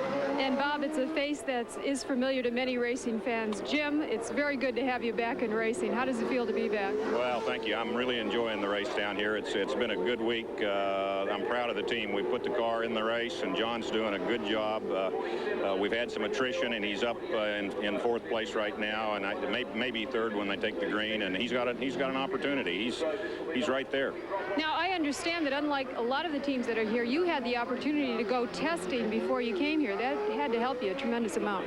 Well, we took the opportunity to go testing. We started late. We didn't start actually putting the people together until October, and so we've done a heck of a job between now and then, and we're proud of it. And your goals for this year? Do as much good as we can. Thank you, Jim. It's good to have you back again. Back to you, Bob. Jim Hall, VDS Racing. The driver is John Andretti, and we are looking at our leader, Michael Andretti, as we are about ready to go back to green. John Andretti, by the way, a couple of 5th place finishes last year at Cleveland and at Vancouver, so he is looking for his best finish ever in IndyCar racing here this afternoon, if he can hold in there in 4th position or better. The green flag waves again, and we are back to competition here at Surfers Paradise. John Andretti. The second, Danny Sullivan, as you saw, came in for a pit stop, and so that means that Rick Mears is 2nd, and John Andretti does indeed move up to 3rd position, and he's right there with Rick Mears in the battle for 2nd. And everybody watching this has to remember that Rick Mears is not the yellow car. Rick Mears is the white and red car. You're absolutely right. Most people, if they are joining our telecast and haven't been following what's happened over the winter, Rick Mears is not in the Pennzoil car. The sponsorship went to Jim Hall and VDS and John Andretti. Instead, Rick Mears is in the Marlboro sponsored car, number 3.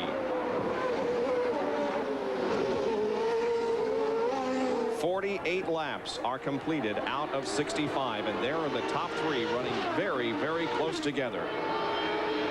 Looks like John is staying right with Rick without any problem, so this could be another fight. We're seeing some names up in the top 10 that perhaps you wouldn't think would be there. We've got Scott Brayton running in 5th position. Jeff Andretti is 7th. Mike Groff is 9th. Ari Leyendijk back in 10th position. So with the demise of some of the top names like Alonso Jr. and Mario Andretti and Emerson Fittipaldi, who dropped out with mechanical problems, we're going to see some drivers up in the top 10 that are going to turn in very good performances and earn a lot of points here in this first race. Yeah, you have to capitalize on these situations. You know, Scott had a little trouble. Scott Brayton had a little trouble in qualifying 14th, and now he's up in 5th spot. But that team very optimistic this year with use of the Chevy Indy V8 engine. Scott hoping this will be his best season ever in IndyCar competition. Michael Andretti doesn't seem to be pulling very far ahead of Rick Mears and the others. Maybe not running quite as hard as he did while he was pursuing Alonso Jr. Yeah, his overall attitude might have changed slightly, and now feels that he doesn't maybe have to push it quite as hard as he did before. He knows little Al is a hard charger. Maybe he feels that he has this situation handled a little bit. It's not always a good attitude to take. You always want to take it as fast as you can, but I'm sure he feels that he has it in hand. Rick Mears runs in 2nd position.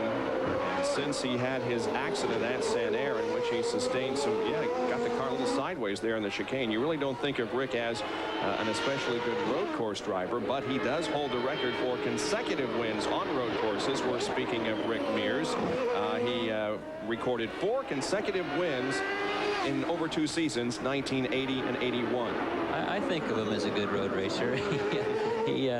He's always been very tough, and he's certainly improved, and I think that you can always get better, and he really has gotten better. And Rick does not use the clutch when he shifts gears on a road course, which is, I guess, something that some drivers do, but yet you would think it would be a little tougher on the transmission. Not if you do it. If you know how to do it and you do it correctly, it shouldn't really matter. It doesn't do any more damage. Matter of fact, I think if you do it right, it's possibly a little easier on the gearbox. There's the interval between Michael Andretti, the leader, and Rick Mears in 2nd, closely pursued by John Andretti.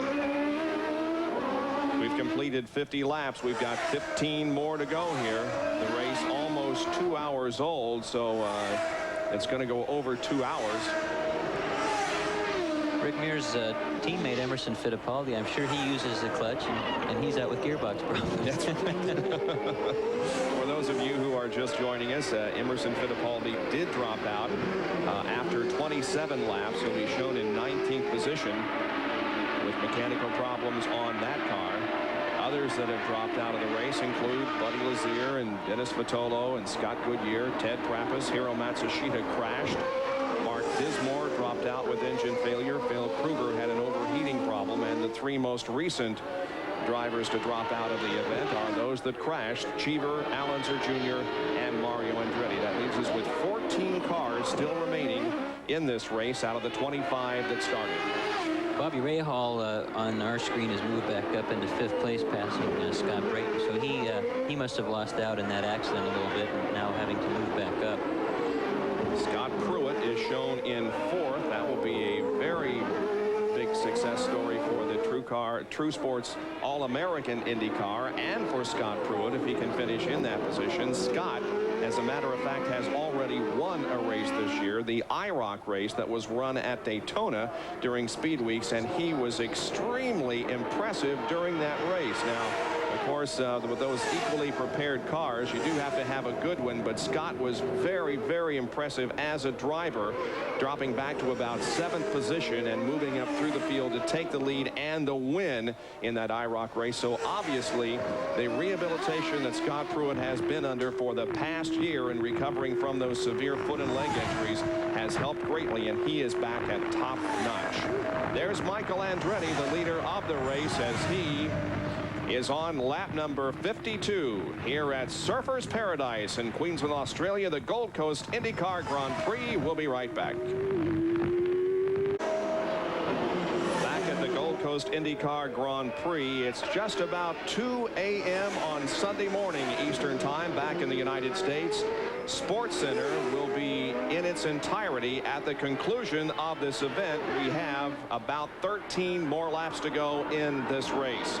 And don't forget to join us for our first live telecast of NASCAR racing coming your way on Sunday, April 7th from Darlington International Raceway. It's a Trans-South 500. Darlington, of course, the track too tough to tame, and we'll be there with all the action. The first of our live stock car telecast for 1991 in Darlington. Down to Sally Larbick, who's with Roger Penske. Okay, and Roger is very intensely watching his driver, Rick. He must be pretty happy with the way Rick has moved up. Well, we've hung in there. It's unfortunate, of course, those cars had that accident, but, you know, it's down to the last few laps here. We were concerned about our fuel, but right now we look in good shape. You know, keep our fingers crossed that we can finish and try to put a little pressure on Michael. You know, you're one of the teams who's used to testing an awful lot before you come to your first race, and you weren't able to do that this time. How does that affect you? Well, I was limited this time because the car's completion. I've got to run now. Thanks. Okay, thank you, Roger. Penske watching as Rick goes by. Back to you, Bob. Roger always has his thumb on what's going on the racetrack, constantly keeping his drivers informed of what's going on and being informed himself by the drivers of what's going on out there. Michael's pulling away from Rick, but just only slightly. It's not very significant.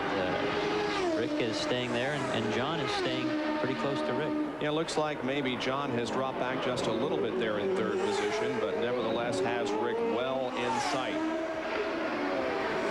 Shadows now beginning to stretch across the racetrack as it is 5 o'clock Sunday afternoon here in Australia, and the 53 laps of this race have been completed. These three definitely have left the rest of the field behind, but they're stretching out just very slightly. Actually, I think his gap is staying about the same. It's shown as just about 2 seconds on our scoring monitor, the separation between Michael Andretti and Rick Mears. Bobby Rahal, by the way, has now moved the STP Crayco car up into 4th position, and he was able to pass Scott Pruitt just a lap or so ago, and this is how it happened. He sneaks to the inside of Scott, and looks like once again the pass occurring as they headed for, well, I was going to say one of the chicanes, but I'm not sure. I think he just blew by him. Yeah, it's difficult to say. But in any case, Rahal has moved back up into 4th position, dropping Scott Pruitt back to 5th. Danny Sullivan is 6th. He's trying to move up back through the field after having made a pit stop during that long caution period that we had for the Cheever-Unser Andretti crash. Then Scott Brayton is 7th. Jeff Andretti is 8th. Mike Groff with a good performance in 9th. And Ari Luyendyk is holding in 10th position. The only other cars that are out there running, Dean Hall is 11th. Randy Lewis 12th. Tony Bettenhausen is 13th.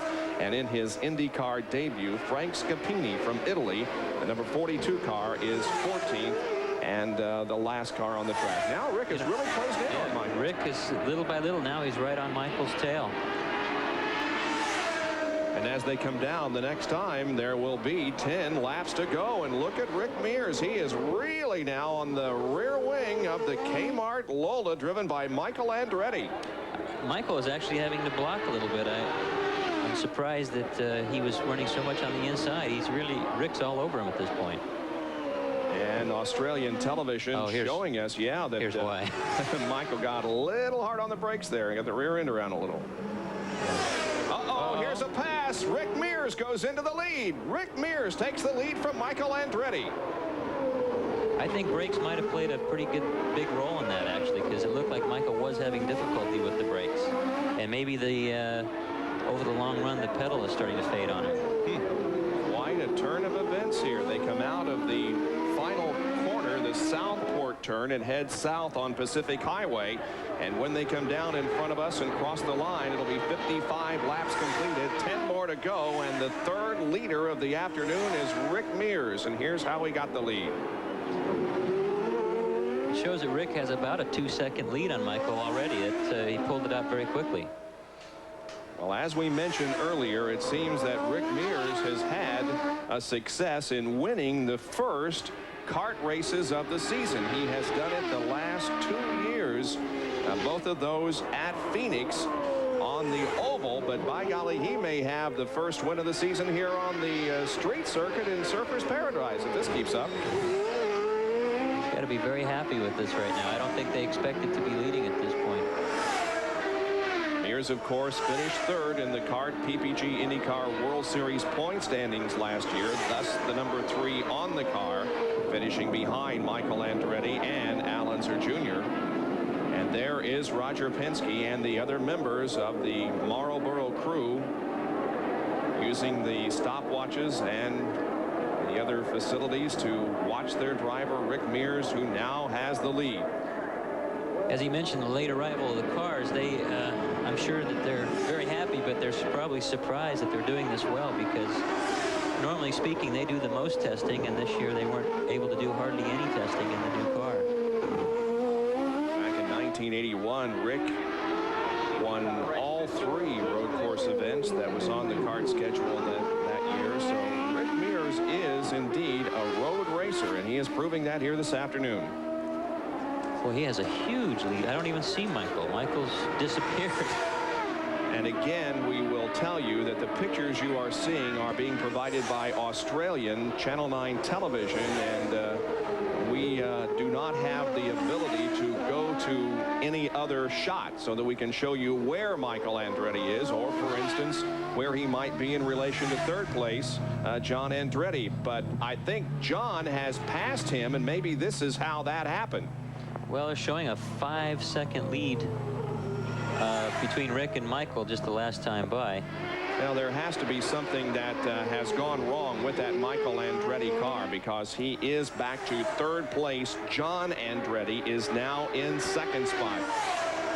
And there you can see the yellow car now coming out of the corner and pursuing the leader, Rick Mears. So John Andretti has worked his way up to second, and Michael is back to third. Michael's definitely having some type of a problem. That's fairly obvious now. Let's go to Sally, and perhaps she can tell us what's wrong with Michael. Okay, Bob, I just talked to Michael Knight, and he said basically the problem is that Michael is out of brakes. Aha. And that's what the situation is now. There's nothing that he can do about it. They just got to ride it out. Nice call, Kevin. Well, you could see that his wheels were locking up not simultaneously, so it was a braking problem is how Rick was able to get by. And we're seeing a very aggressive John Andretti out there. He had the back end of that car around there a while ago. Yeah, I think John's got second locked up here. He should be very careful, because it's very easy on a track this narrow with this many curves to tag a wall like that. John Andretti from Indianapolis, Indiana. And Uncle Mario is watching the scoring monitor and seeing that indeed his nephew John has passed his son Michael to take second position. And now Bobby Rahal we see on the scoring monitor, although we are unable to bring it to you as far as television pictures are concerned, has also passed Michael Andretti, and Bobby Rahal has moved up to third. And there's Jim Hall watching his driver and hoping that John can hold on for at least a second place finish, or maybe even a victory here this afternoon, as we have now 8 more laps to go. On the screen showing Rahal 5 seconds behind John Andretti, so we'll just have to watch the screen and see if he's catching him. Once again, we remind you that SportsCenter can be seen in its entirety at the conclusion of this event. And it's very difficult to determine how long a race is going to go, especially the very first one. And we may have gotten this thing in 2 hours, but we did have that long caution period because of the accident.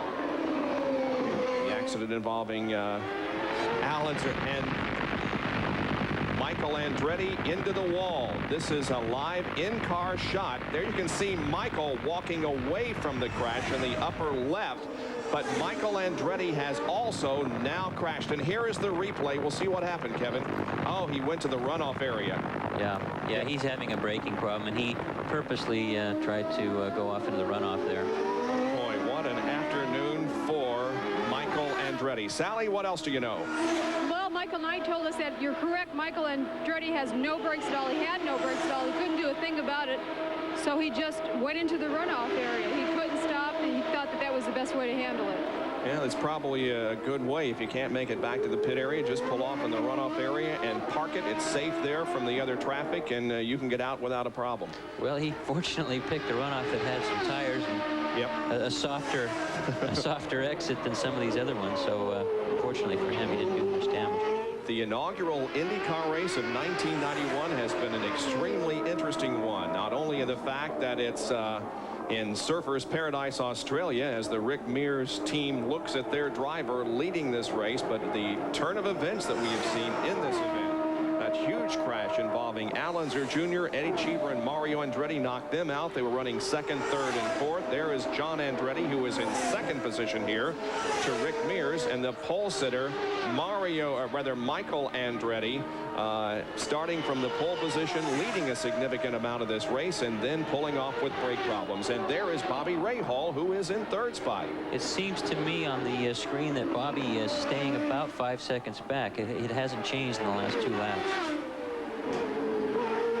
They have completed 58 laps, working lap number 59. Again, 65 will complete the distance.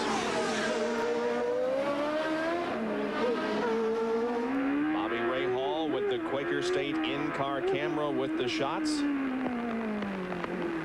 Going through one of the chicanes, now back hard on the accelerator. You know, it's interesting. Michael Andretti, being one of the most aggressive drivers out there, he does use the brakes probably as much, if not more, than anyone else out there. So he goes in very deeply, gets on the brakes at the very last second, and gets on them very hard because he does that. So that could have been the reason why he simply used them up and had to pull off of the race with less than 10 laps to go. And he will be back in about 14th position at the end of this event. We'll be back with more live coverage from Surfers Paradise and the Gold Coast IndyCar Grand Prix after this.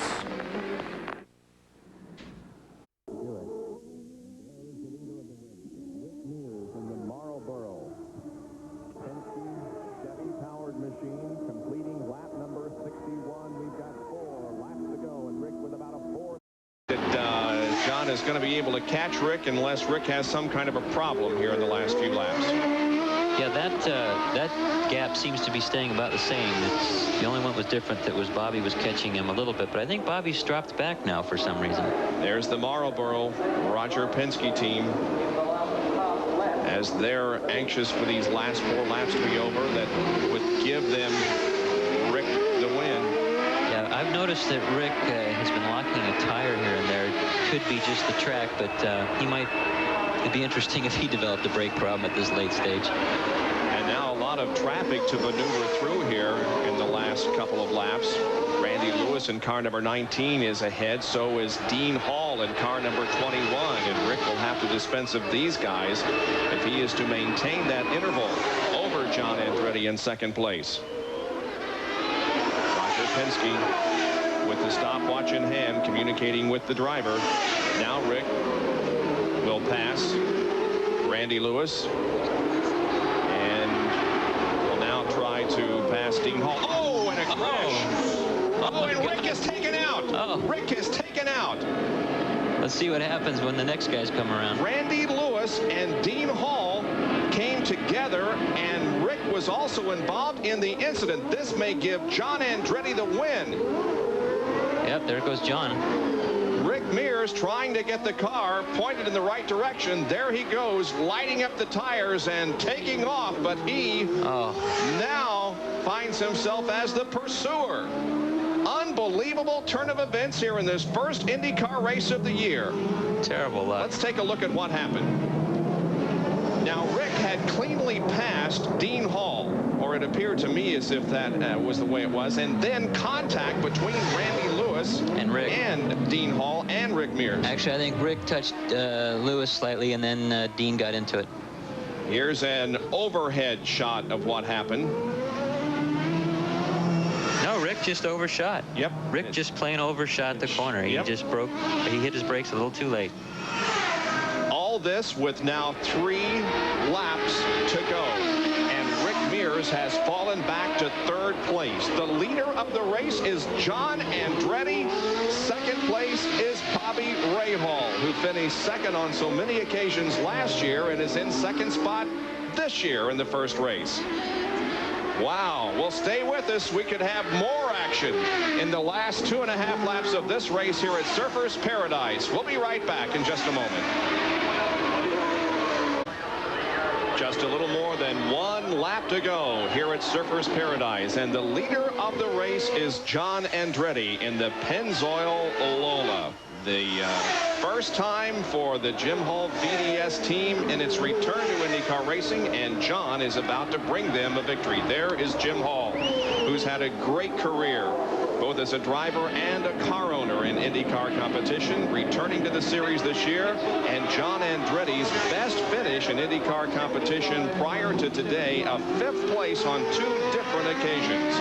Well, I'll tell you, when it's your day, it's your day, you know. I mean, if John Andretti might have been a little closer to Rick, he might have been involved in that. So he was the right distance back and was able to take advantage of his misfortune. Racing is a game of luck and circumstances.